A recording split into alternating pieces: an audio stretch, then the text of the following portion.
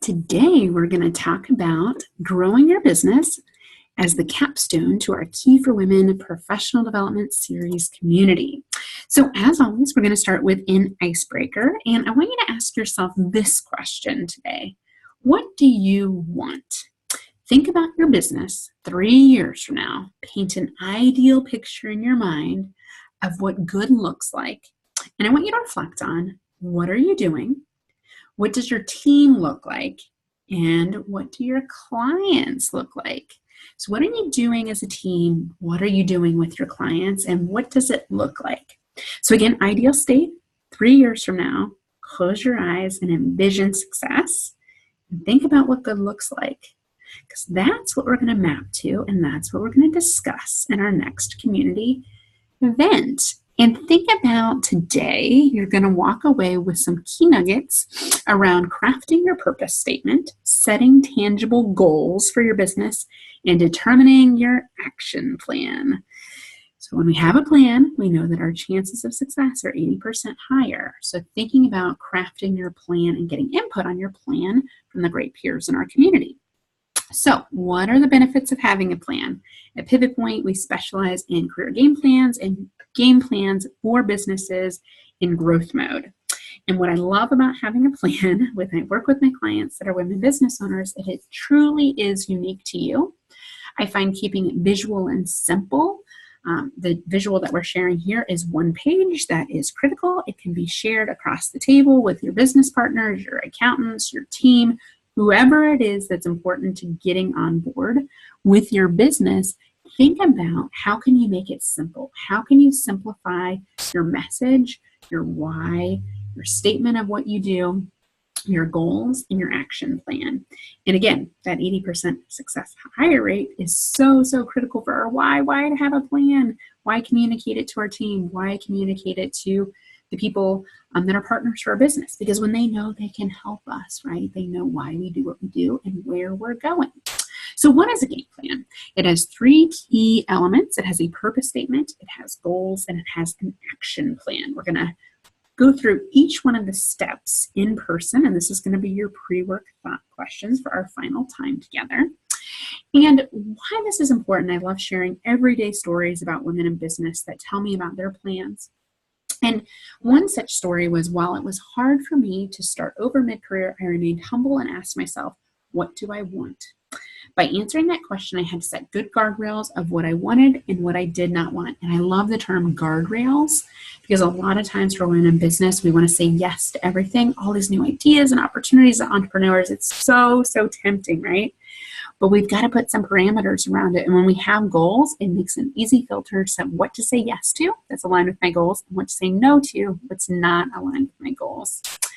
Another successful woman in business shared, I had not managed people previously, and I was a high potential individual contributor.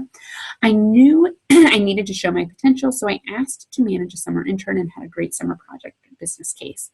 After successfully managing the intern, management could see I was a good leader. I was promoted soon after, even while pregnant. My manager didn't drive it. It was all me. And I think for women business owners, this story translates so well. You have to own it, right? No one's going to do it for you. No one's going to tap you on the shoulder and say, hey, you should be doing this with your business, or here's a great goal for you. No, that's up to us. We set the goals. We set the vision. We need to take the reins, take charge, and ask for what we want. And what everyday high potential women share with me, the things I want as a part of my game plan, I want that all-elusive work-life balance. I call it work-life integration, but that's a whole other story. I want to learn new skills, or I want to develop new skills on my team, or hire for new skills. I want work with purpose, right? A lot of times that was the foundation of our business. That's why we started. Our team wants that too. And how purposeful is it when we have a plan? We know where we're going, what our role is in fulfilling that plan. Want new challenges. Goals are exciting, right? Because we're not there yet. It's a challenge. Perhaps promotions. Perhaps when people see the vision 3 years from now, they can see their seat on the bus in that 3-year vision and help to encourage them to develop in their careers. So this is very empowering, not only for you as a business owner, but for everyone on your team around you. So I want to think about your purpose statement. What is the purpose statement for your business? And it's a little bit different than a mission, a vision, a why statement. But this is essentially what I do. Okay, so if you think in a nutshell, how would you explain, the infamous elevator pitch, or the networking conversation when people are like, what do you do? Here's what I share. I'm an expert in leadership development facilitation and career game plan coaching. It rolls off the tongue very easily. It's easy for me to share. It's kind of Twitter length, if you will. It's short, it's sweet, right? And so I want you to think about your game plan statement.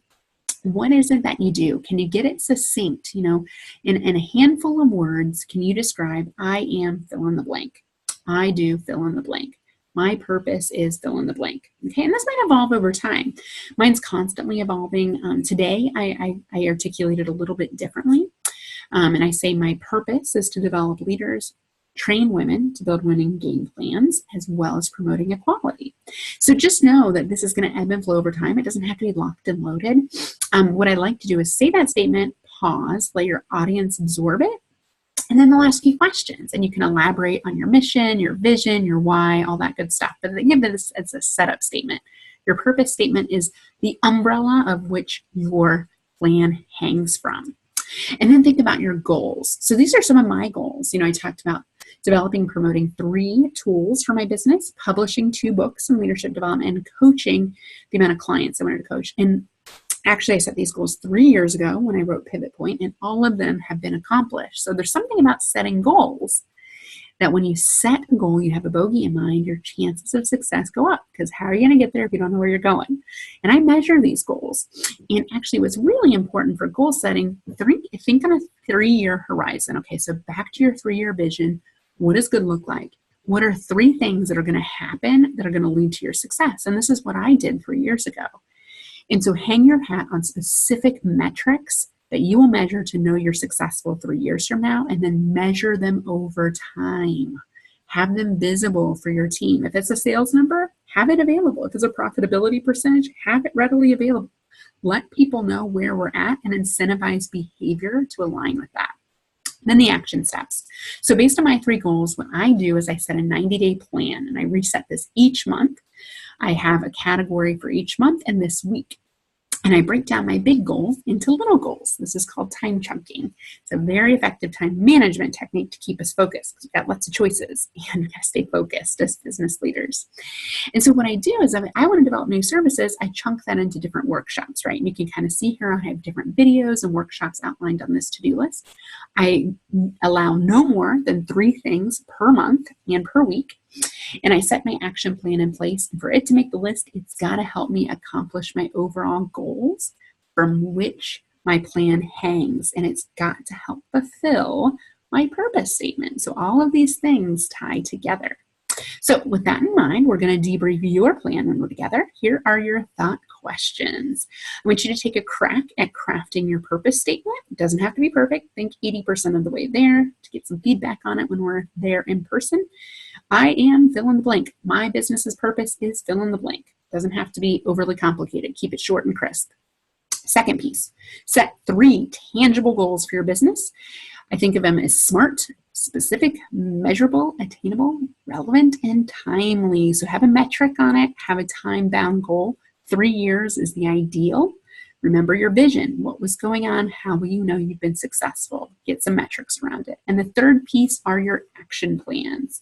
So I want to make sure you have your action plans, action steps specifically matched to those overall goals. Perhaps in the next 90 days, what is 1, 2, or no more than 3 things that you will do to be successful? All right, we'll see you when we're together again as a community.